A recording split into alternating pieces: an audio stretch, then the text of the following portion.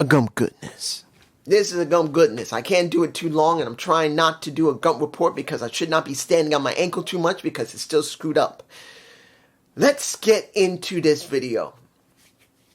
I wanted to wait a little bit before chiming in on Sheamus, because I could chime in on Baron Corbin. He's now back.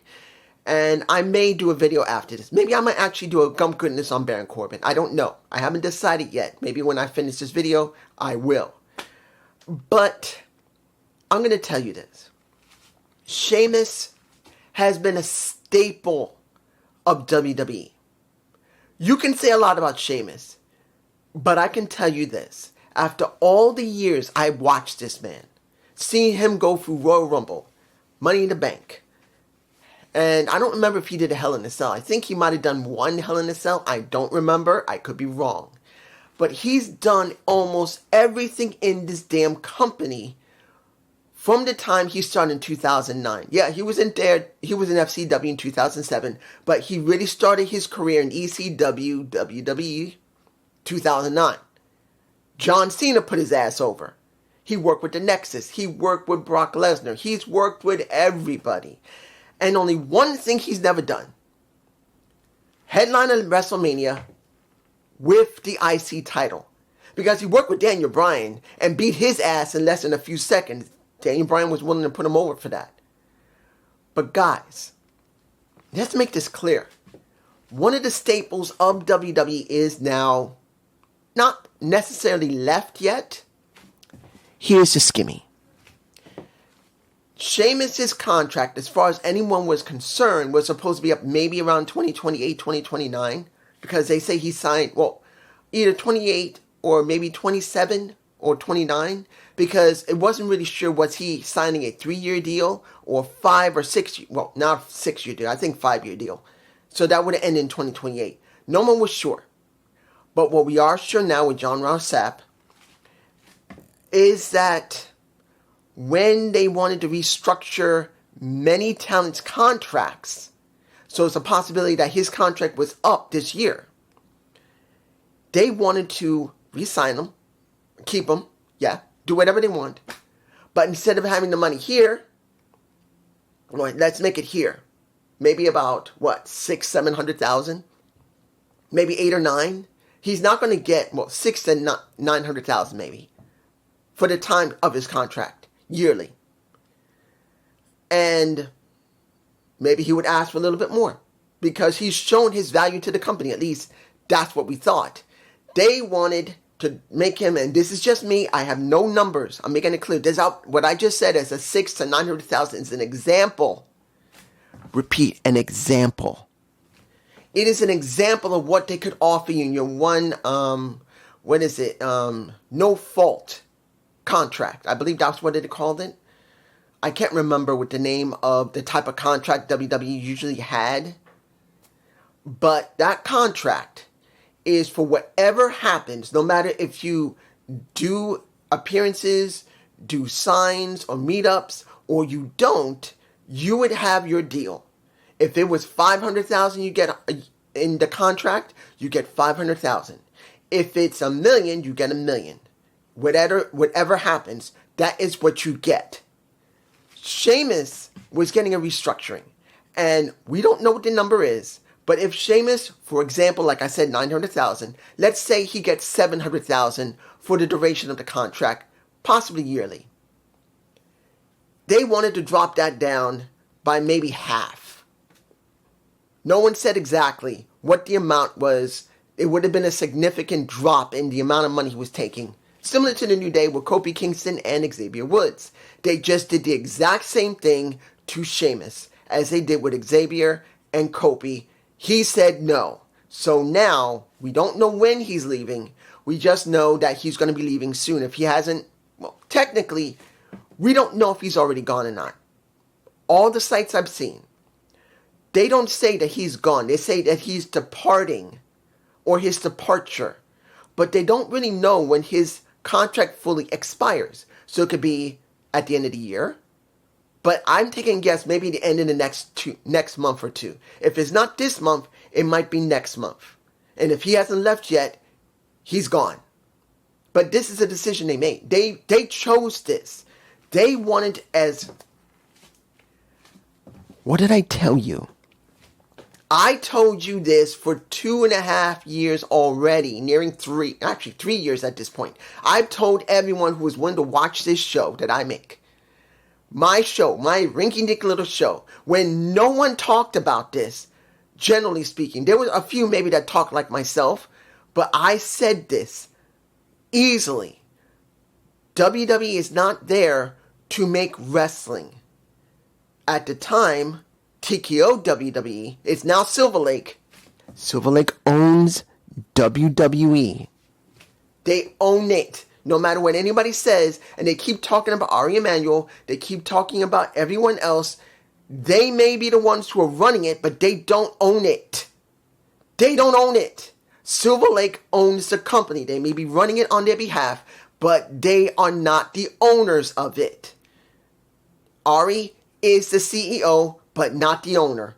And he may still make the decisions, but that decision, guess what? The shareholders can tell Ari, and Ari's going to optimize everything that they've been asking for, which is make the contracts for the more older wrestlers, where Sheamus is 48. He ain't that damn old, but he is 48. He's younger than me. Make more money by cutting their money. And that's what we got.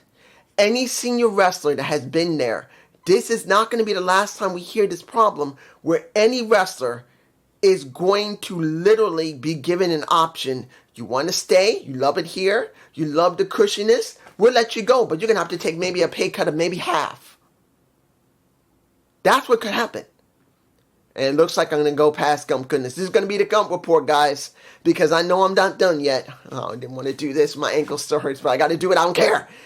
Let me make it very clear to you.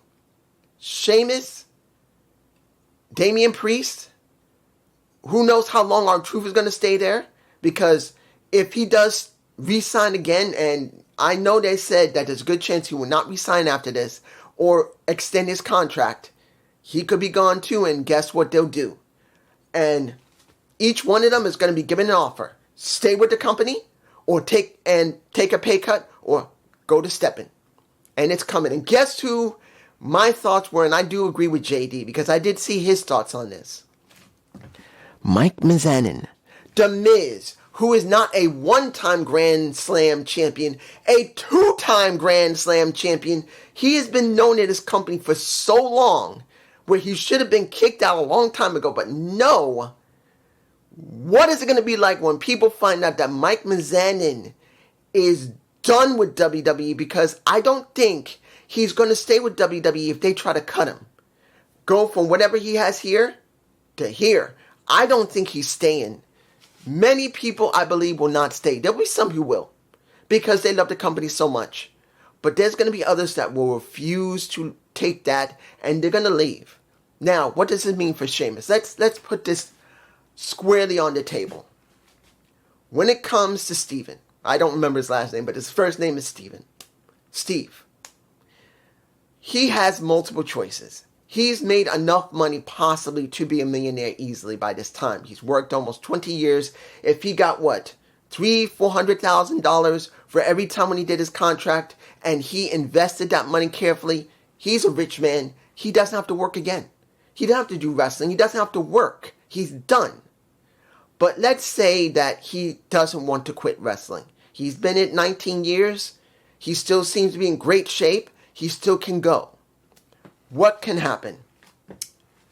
Dragon Gate, PWG. There was rumors of CMML. Of course, he could go there.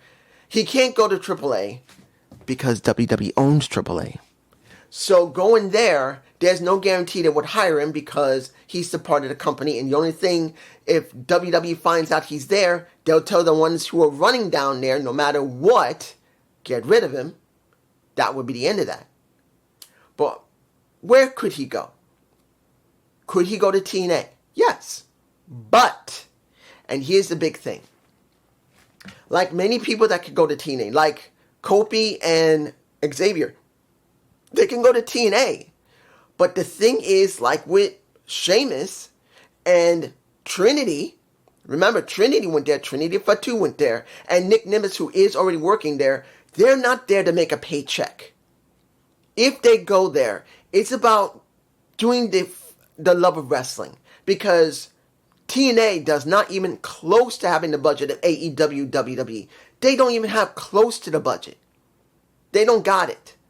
So if they go to TNA, I'm saying this right now, if Sheamus goes to TNA, or the former New Day go to TNA, it is not to make money in the way you think. They're going to go there because they love wrestling, and they think they can regain that love of wrestling in TNA, just like Trinity. Remember, former Naomi went to TNA, not because she had no options. She could have gone to AEW. They would have hired her. Flat out. No problem. She could have done the independents. Flat out. No problem. She went to TNA because she knew some people there already.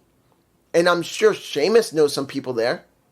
And Xavier and Kofi know people there. I know I'm putting them in there because this has to be talked about.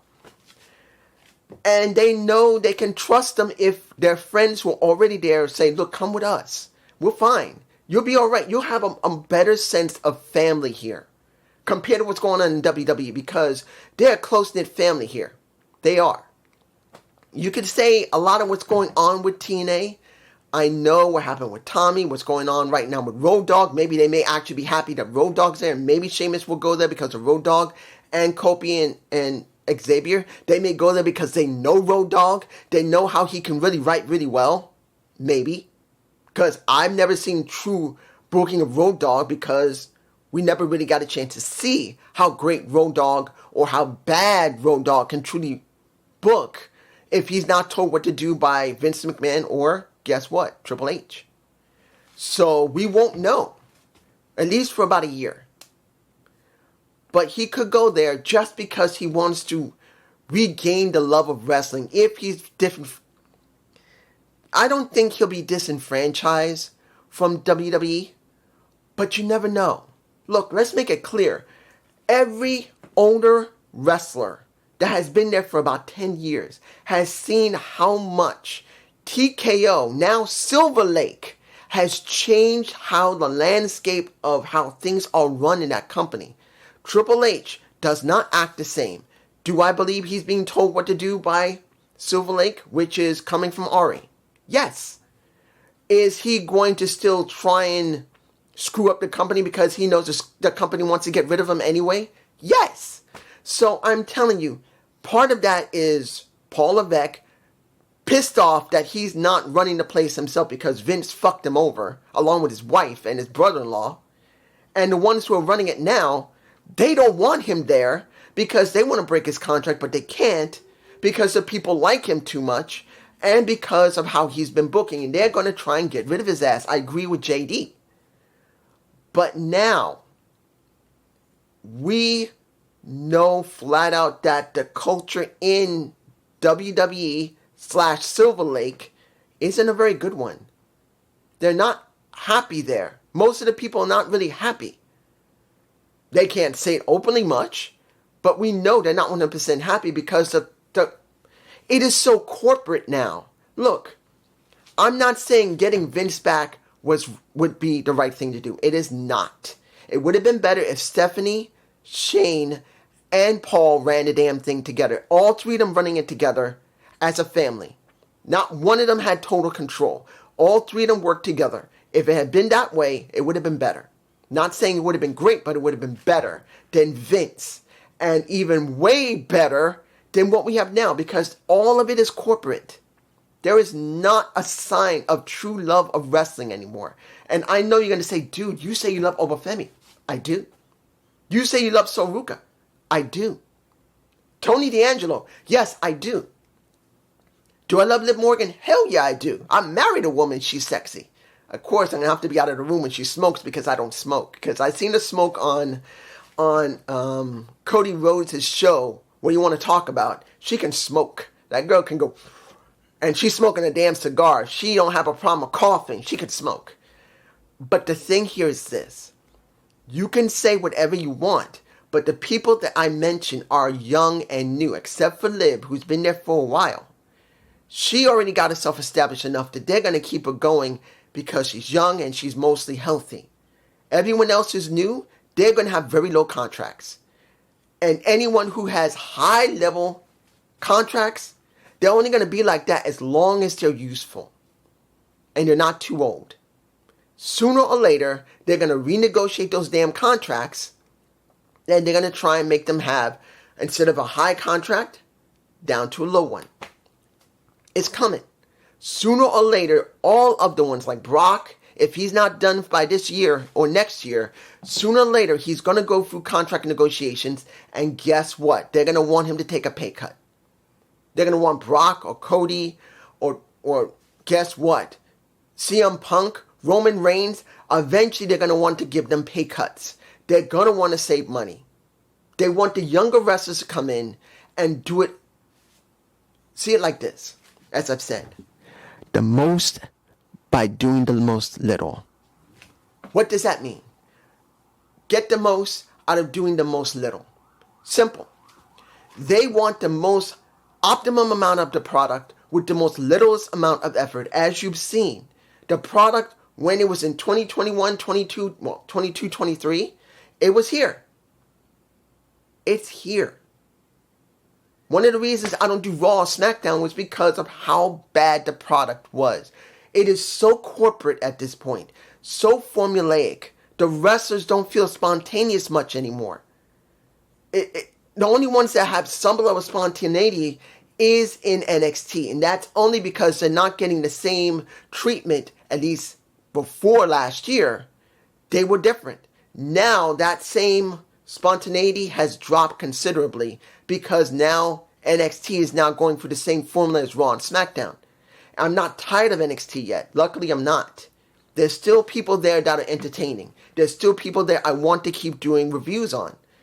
But sooner or later, if this keeps up and more advertisement goes through NXT and more of it being so rehearsed and the moves being so formulaic, I will stop. I'll stop. I'm not going to lie. I'm not going to keep reviewing something I don't like. I don't want to do that. I will find other wrestling reviews to do. If I have to do CMML, if I have to do New Japan or DDT or something, I will find another wrestling promotion to watch. If I got to do MLW, if I got to do CCW, if I got to do, which one is it? Ohio Valley Wrestling. Once a week, watch the damn thing and do a review, even though it's on YouTube or wherever else I can find it. I'll do it. I haven't gotten tired of NXT yet because it has not become so formulaic and so corporate that it feels empty. But it is obvious that, like I said so long ago, they're not in the business of making wrestling. They're using wrestling to make money. And I said before with Ari, now we'll switch to Silver Lake, and Ari will have to find a way to tell Triple H, Nick Khan, and anyone else under him to make it happen if Silver Lake, if they keep the company. Because they normally let go of companies after about 2 to 5 years, I think. But let's say they keep the company. And let's say they tell them, you're not making enough profit. There's a company that does Power Slap. Make the wrestlers do Power Slap now. This is pro wrestling. Ari will say, this is pro wrestling. We can't really do that. Make them do Power Slap. I just saw a video on Jack Swagger who got, I think he got his face, he got slapped in his face and he was knocked out. But the point here is this. If they tell Ari, you got to make more money, and if you're not making it for advertisement, change the company around, make it different. They'll make it different. And it does not have to be on pro wrestling. No matter what anyone says, WWE does not need to continue doing pro wrestling, no matter what anybody says, okay? If the ones who own it tell the ones who are working in it, you either change what goes on here to the way we want it to be, or you're fired. You know they're going to change it as much as they can to make it palatable to the ones who are owning it. That's the deal. So what does this mean for Sheamus? Because we're going back to Sheamus. Sheamus can go to TNA, But that would be more about trying to reclaim the love of wrestling if he's disenfranchised. He can go to AEW where Cesaro is and redo the bar. And he'll get what he wants as long as Tony's not going to make him the flavor of the month. If he does, then he's going to be, well, let me give it to you like this. Sheamus might keep the way he normally would act, but it would be more about wrestling than it would be about character development, about stories. Because let's make it clear, even though AEW doesn't say they don't have stories, they do. This is WWE. They only got 1 or 2 stories. TNA, I think, is on par with WWE and a little bit more because at least they have a certain amount of stories. Not all of them are good, but they got more than what WWE would have because of the roster being smaller. AEW is under them. And the reason I say it's under them because their stories can be very, very erratic. And now that even though they seem to be stable at this moment, there's still big questions about what we just got. Look, Kenny Omega just won the title from MJF. We don't know if MJF can wrestle at all in. We don't. He might be able to wrestle. They may set this up for Wembley so all 3 of them could be in a ring. I don't know. It's still a big question because they're trying to do things very, very aggressively, trying something different. We don't know if it's going to work. Hopefully it does. But as it stands, would Sheamus be alright in AEW? He would be alright, but I don't think they're going to really push him to do big stories. I just don't see that happening. I think he'll do mainly a lot of wrestling. Now, if he's fine with that, he'll be fine where he is. But if he's not, he's going to regret it. And the place he could have gone, and I'm just saying this from my observation, out of any company right now where you can continue having the love of wrestling and be open about things generally, will be TNA. Yes, they don't even have the budget to pay him half of what he wants. But this might not be about money. He is rich at this point, just like New Day is. But it's going to be about if he wants to have more love for wrestling. And maybe he'll stick around like Nick Nimitz has been sticking around. He renegotiated his contract. He's still there. Whether he makes a lot of money or not, it's not the point. The point is he decided to stay in TNA. But this is just me. And I hope you look. Oh, my ankle's hurting. That's why I botch. I hope you enjoyed this Gump report. It was going to be Gump goodness, but it's now 22 minutes. Enjoy. Peace.